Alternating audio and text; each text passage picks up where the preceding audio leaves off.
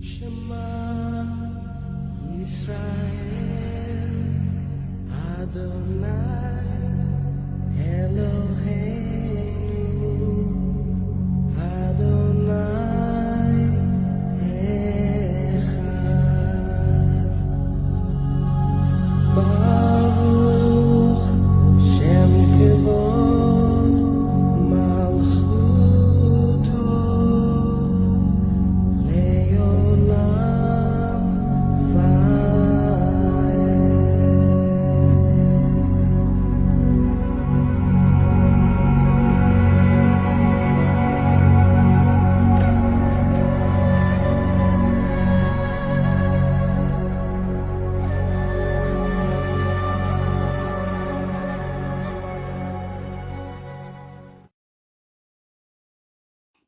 Shalom, shalom, Haverim.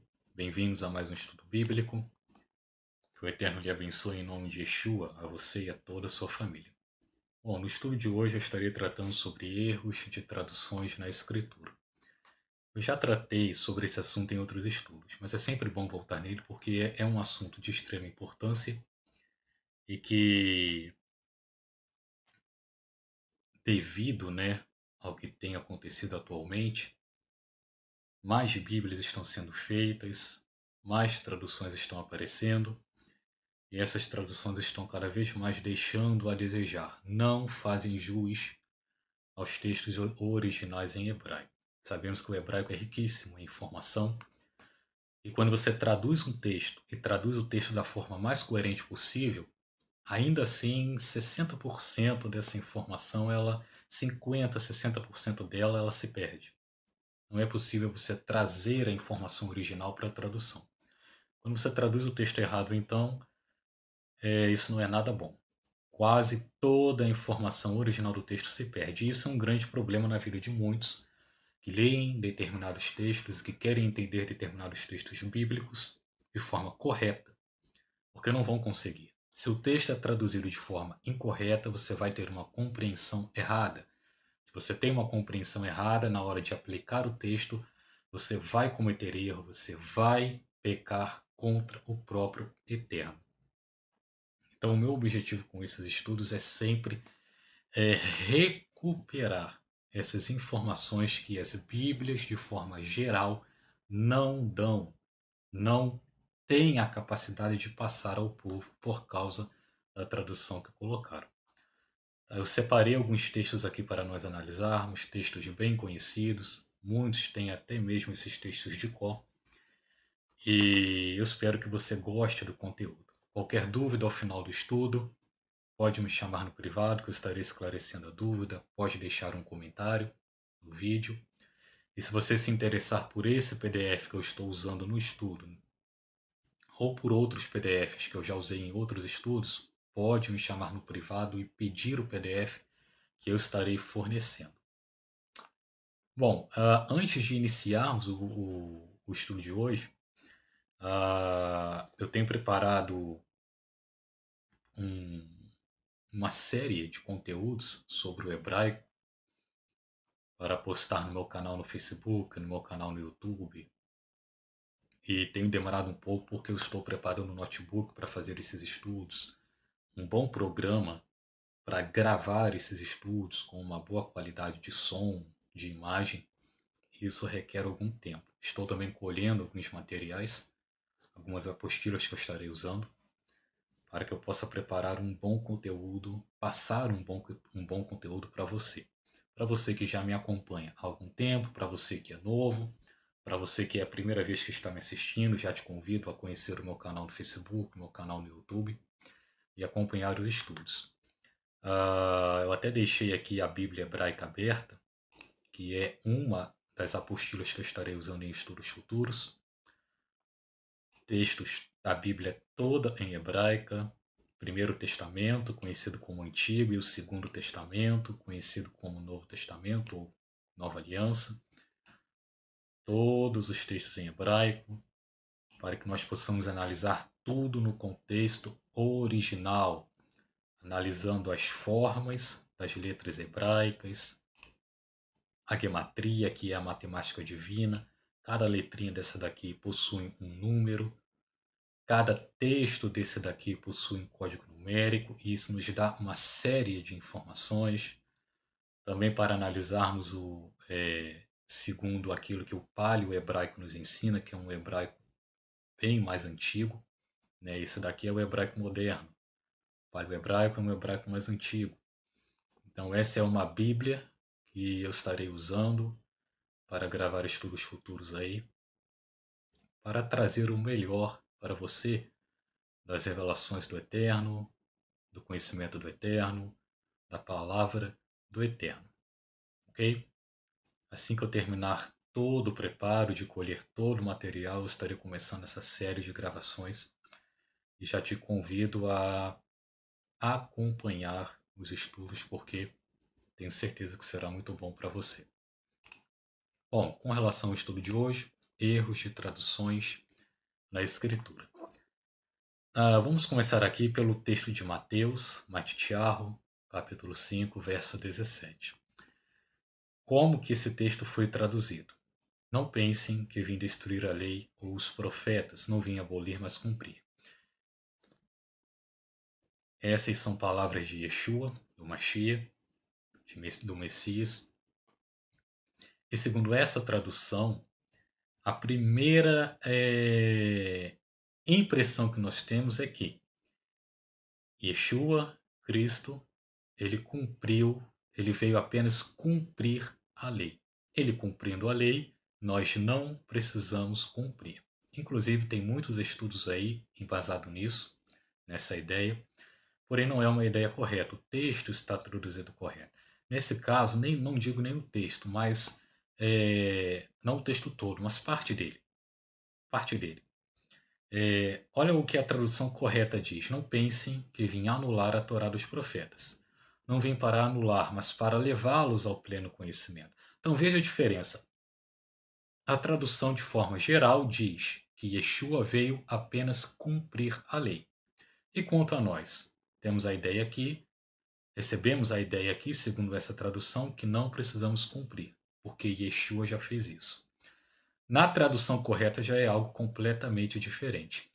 Yeshua, ele veio cumprir a lei? Sim, ele cumpriu toda a lei. Porém, ele não veio só para fazer isso. Ele também veio para nos levar ao pleno conhecimento da mesma. Quando eu falo lei, eu falo de Torá. A tradução correta para Torá é mandamentos do Eterno. É assim que se traduz Torá. Torá também pode receber como tradução a palavra lei, porém uma tradução mais coerente com a ideia original dessa palavra hebraica é essa: mandamentos de Elohim, mandamentos do Eterno. É a melhor tradução para a palavra Torá. Então veja que na tradução correta nós recebemos de imediato a ideia, o ensino de que nós precisamos cumprir toda a Torá, toda a lei, todos os mandamentos divinos do Eterno, assim como o próprio Messias e Yeshua cumpriu. Inclusive essa tradução, ela sim faz jus à vida do Messias, enquanto a primeira não.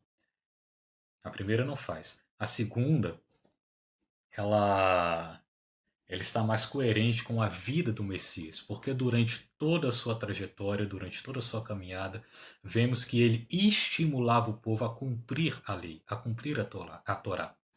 Vemos que ele sempre recorria à Torá e ordenava, aconselhava ao povo a fazer o mesmo, a recorrer a ela, a cumprir ela, a viver ela. Repito, Torá, mandamentos do Eterno. Yeshua, ele estimulava o povo a cumprir os mandamentos do Eterno, enquanto o primeiro texto, traduzido errado, ele não nos passa essa mensagem. Então aqui nós vemos o primeiro problema, é a primeira confusão que um texto traduzido errado causa. Aquele que lê, aquele que procura ter a melhor compreensão possível do texto. O segundo texto, também em Mateus, Matitiarro, capítulo 6, verso 13. Como que o texto foi traduzido com relação a sermos tentados? e não nos induzas à tentação. Eu não coloquei o texto completo porque já conhecemos o texto. E não nos induzas à tentação. Bom, tradução correta do texto. E não permitas com que sejamos vacilantes na tentação. Tá? Existe um texto na Escritura que diz que o Eterno a ninguém tenta. O Eterno ele não nos coloca em tentação. Ele não nos induz à tentação. Aí, quando lemos em Mateus capítulo 6, verso 13, na maioria das Bíblias, o texto diz que o Eterno nos induz à tentação. Porque é a ideia que essa tradução dá, que o Eterno ele faz isso. Então, isso é algo que acontece muito na Escritura. Você pega um texto e o texto diz uma coisa. Você pega outro texto e o texto diz outra coisa completamente diferente. Ou seja, algo está errado. Um dos lados está errado. Um dos lados, toda vez que você se deparar com essa situação, tenha certeza que um dos textos foi traduzido errado. Tá? Então, se você ler aí na sua Bíblia, Mateus capítulo 6, verso 13, estiver escrito, e não nos induzas à tentação, o texto está errado. O Eterno não induz ninguém à tentação. Tradução correta, e não permitas com que sejamos vacilantes na tentação. Aí sim. Quando estivermos em um momento de tentação, clamemos ao Eterno para que Ele nos fortaleça e nos dê o meio de escape, pois a Escritura também diz que Ele faz isso, que nos momentos de tentação, o Eterno ele nos dá um meio de escape e que Ele não deixa, Ele não permite com que sejamos tentados acima daquilo que podemos suportar. Tá? Todo texto, toda tradução de qualquer texto na Escritura tem que estar coerente com toda a Escritura em si. Você pega um texto na Bíblia e você encontra um outro texto na Escritura que anule esse que você está estudando ou analisando, ou que fale contra ele, procure verificar a tradução dos dois textos, porque algum deles recebeu a tradução errada. Bom, aqui. Mateus capítulo 10, verso 16, um texto muito, mas muito conhecido, que diz: E sede prudentes, como as serpentes, e inofensivos como as pombas. Tradução errada. Tradução errada diz que nós temos que ser prudentes como as serpentes são. Também são palavras de Yeshua. Tá? Tradução correta do texto: sejam simples como as pombas e prudentes entre as serpentes. O conselho de Yeshua para os discípulos era exatamente esse. Olha, vocês vivem no meio de serpentes. Sejam prudentes entre elas, não sejam como elas são. Mas fiquem espertos, atentos entre as serpentes, porque elas vão combater contra aquilo que vocês vivem, contra aquilo que vocês têm aprendido, contra aquilo que vocês ensinam da minha parte. Então sejam prudentes entre elas. Ou seja, Yeshua nunca disse para sermos como as serpentes. Isso é uma ideia, um ensino errado. Ainda hoje nós vivemos entre as serpentes. Nós temos que estar atentos àquilo que as serpentes fazem, ao modo de trabalhar delas. Os combatem o tempo todo contra aquilo que ensinamos da parte do Eterno, do reino do Eterno. Próximo texto. Mateus capítulo 11, verso 30. Porque o meu jugo, como o texto foi traduzido, porque o meu jugo é suave, também são palavras de Yeshua. Bom, segundo essa tradução, entendemos que da parte de Yeshua existe um jugo, porém o jugo dele é suave, é leve. Tradução correta do texto, porque o meu julgamento é suave. Já temos aqui, segundo a tradução correta, uma ideia completamente diferente. Da parte de Yeshua, do Mashiach, não existe julgo. Não existe nenhum julgo da parte de Yeshua. Porém, a palavra dele, sim, essa julga o tempo todo. Porém, esse julgamento que vem da palavra de Yeshua, da palavra do Messias, é um julgamento suave. Por quê? Porque esse julgamento ele sempre vem com uma palavra de ânimo, uma palavra de esperança, uma palavra de conforto. ele sempre vem acompanhado com uma palavra dessas: ânimo, esperança ou conforto. Veja que a tradução errada do texto não nos dá essa ideia, não nos passa esse ensino. Já a tradução correta é algo bem mais abrangente e algo que faz muito mais jus à vida e à identidade do Messias, de Yeshua, do que a tradução errada do texto. Mateus capítulo 17, verso 20. Como que o texto foi traduzido? E Yeshua disse: por causa de vossa pouca fé. Palavra de Yeshua aos discípulos. Tradução correta do texto: e Yeshua disse: por causa de vossa incredulidade. Tá? Existe uma passagem na Escritura em que os discípulos tentam expulsar um shed, né, demônio em hebraico, e eles não conseguem, enquanto Yeshua ele consegue. E quando Yeshua ele é indagado pelos discípulos porque eles não tinham conseguido, Yeshua ele dá essa resposta aos discípulos: por causa de vossa pouca fé. Isso na tradução errada do texto, né? Entre aspas, aparentemente aí, Yeshua dá essa resposta aos discípulos. Enquanto, na verdade, o que Yeshua diz aos discípulos é: por causa de vossa incredulidade. O que entendemos aqui é que os discípulos não tinham era fé nenhuma. Eles não tinham uma fé pequena, eles não tinham era fé nenhuma. Eles não criam o que podiam fazer em nome de Yeshua. E isso é algo perfeitamente aceitável, porque em várias passagens na Escritura nós vemos isso. Que não existia uma fé verdadeira nos discípulos. É claro, eles criam de forma correta que Yeshua era o Mashiach, mas ainda não sabiam, não entendiam perfeitamente o que podiam fazer em nome de Yeshua. O que estavam recebendo do Mashiach. Eles ainda estavam aprendendo sobre essas questões. E por muitas vezes vemos o próprio Yeshua dizendo e mostrando aos discípulos que eles não tinham ainda uma fé perfeita. Eles ainda se comportavam como incrédulos. E isso trazia, em vários momentos, isso trouxe problemas na vida dos discípulos. E um último texto, para nós encerrarmos o estudo de hoje,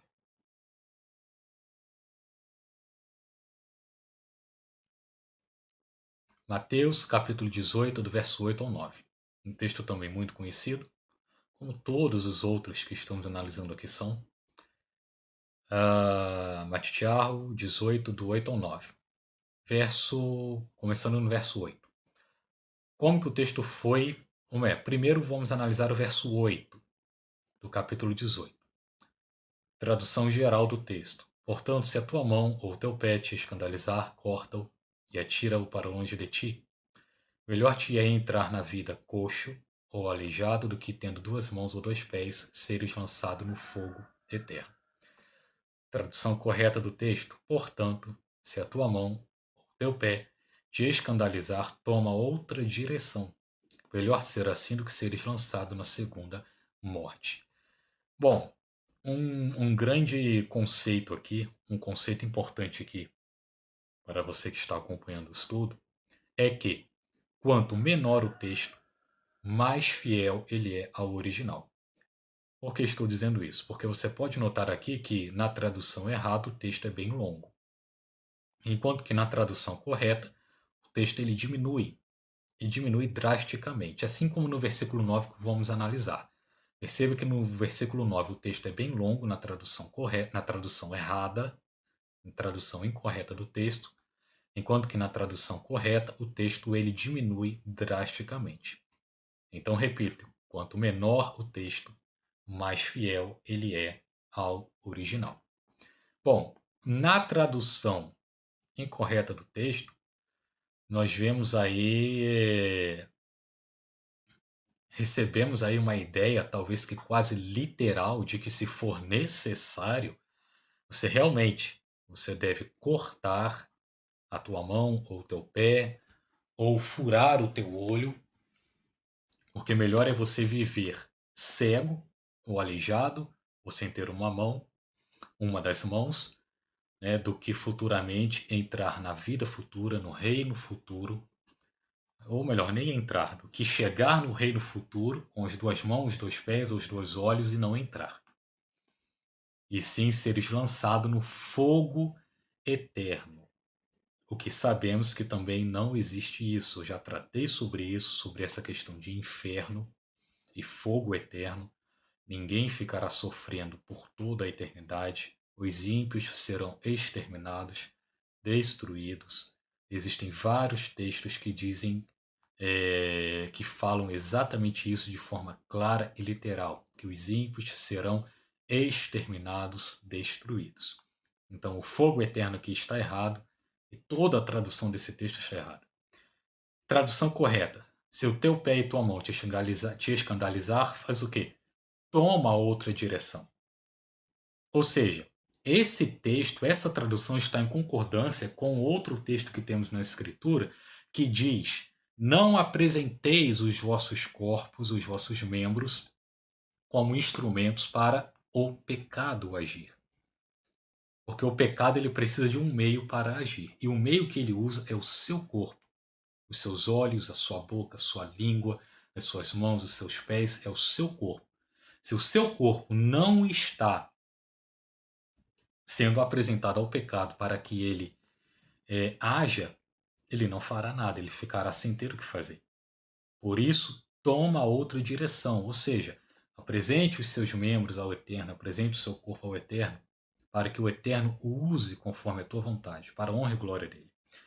Aí o texto continua: melhor ser assim do que seres lançado na segunda morte.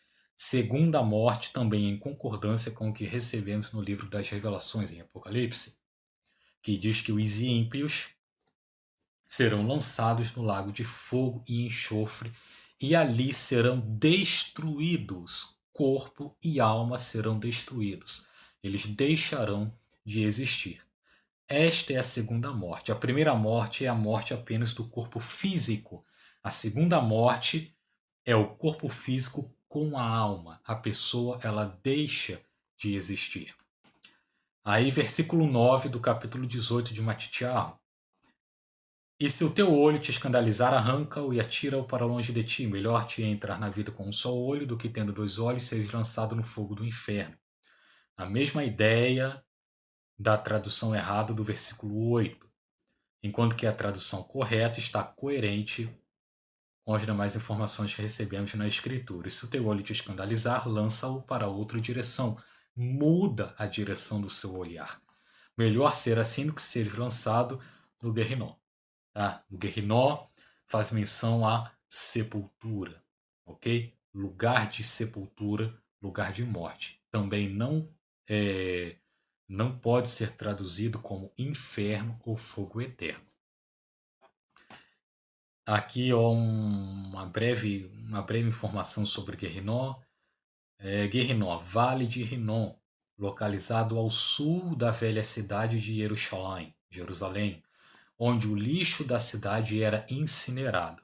Daí o significado metafórico devido aos fogos do inferno.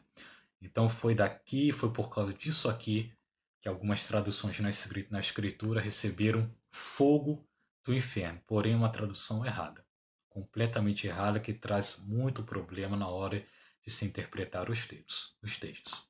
Ok? Bom, o estudo de hoje